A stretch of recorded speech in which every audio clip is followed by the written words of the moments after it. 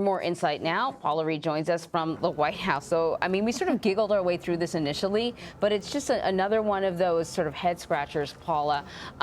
What more can you tell us about the type of work that this firm did for Cohen?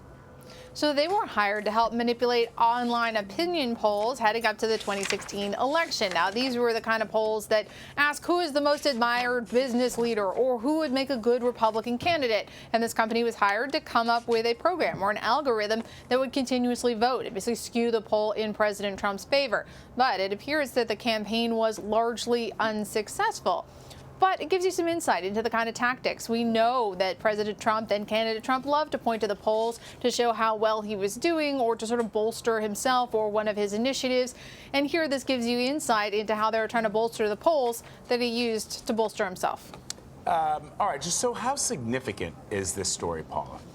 Well, we need to know more because it is really, truly significant if there are any potential campaign finance violations here. It's not directly clear whether or not the president knew money was being spent, whose money it was being spent. I mean, he says that he did this at the direction of President Trump, but we need more information before we can assess whether or not this was a campaign finance violation. Again, if you do anything to help someone get elected or in an effort to influence the election, that can sometimes run afoul of campaign finance laws if you do not appropriately disclose it in your campaign finance disclosures. So we're also following this other pretty big story out of the White House today. In an interview last night on CNN, the president's personal attorney, Rudy Giuliani, appeared to maybe change his tune a little bit.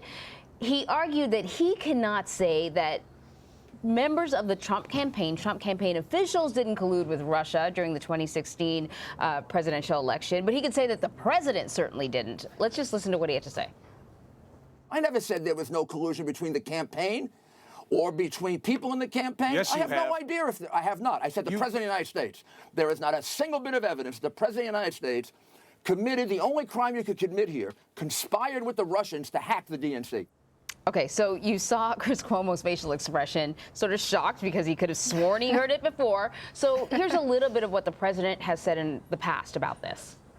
There is no collusion between me and my campaign and the Russians. There is no collusion between certainly myself and my campaign, but I can always speak for myself. There has been no collusion between the Trump campaign and Russians or Trump and Russians. No collusion. There was no collusion between the Trump campaign and the Russian people. Okay, so, you know, even in the president's words, particularly sort of some of the clips early on where he says there's no collusion between the campaign. I mean, I can only speak for myself, but there's no collusion. He's sort of not even, he says I can only speak for myself, but he says, but there's no collusion in the campaign. It's sort of, it's fast and loose and blurry, but what do we make of this, Paula?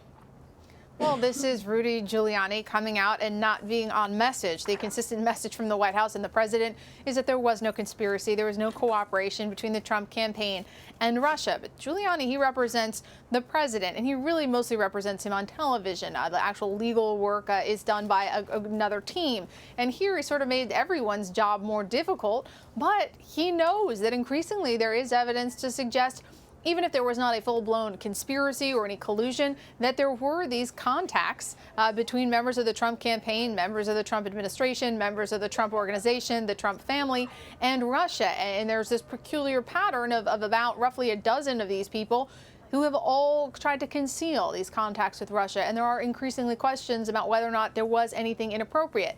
But it is fair for him to come out and say, look, I don't think my client did anything. There could be other people who did things. But there is no evidence at this point that the president conspired with Russia. There is, however, a significant amount of evidence that the president may have obstructed justice, that he may have violated campaign finance laws. We have multiple witnesses testifying to that now. So his client has a lot of other problems, but this is one specific narrow area where he can try to distance himself and his client. But again, I mean, how distant are you from your own campaign? Even if you weren't colluding, if your campaign was, does that really help your client? I'm not sure.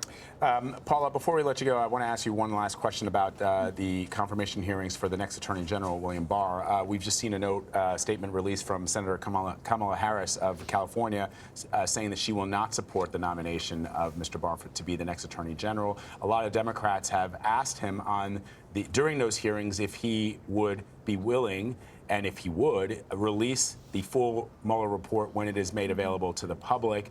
He sort of not answered that question directly. He said that he would release some of it, depending on what the national security concerns, if any, there were. I want to ask you about that, what you're hearing. And also, I watched an interview yesterday on CNN with Adam Schiff, who is now the chairman of the House Select Committee on Intelligence, say that if that is true, if the Attorney General ultimately does not release the full report to the public, that they, the House, will subpoena Mr. Mueller and the details will come out. So will the American people find out inevitably what's in this report, or could the AG actually stop it? I do not believe at this point, based on what sources are telling me, and honestly on my reading of the regulation, the full final report that is submitted to the Attorney General from Special Counsel Robert Mueller is unlikely to be made public. There's no requirement in the law that it be made public. It is ultimately up to the Attorney General what he does with that. And he signaled during his hearing that he does not expect to make the full report public because much of it he believes will be confidential or classified. He would, however, like to share some of it. And I think right now it's still a matter of debate about how he will do that. If he'll write a summary, if they'll release a redacted version. But as you just noted, with Schiff, I mean, anything short of the full entire report being released publicly to everyone, that is going to set off a flurry of subpoenas and legal challenges. At the end of the day, though, if I'm reading the special counsel regulation, the only requirement is that the special counsel hand off a final report to the Attorney General. And it is up to him whether or not all of that is made public. So even if this makes it to the Supreme Court, I think Barr will prevail on using his discretion in terms of what becomes public. Now, subpoenaing special counsel Robert Mueller to sit either in a closed hearing or a public hearing and just reading page by page, we're really in uncharted waters there. I don't know where the court or the special counsel, who really is a rules guy, where he'll come down on that. Interesting, Paula. Thank you.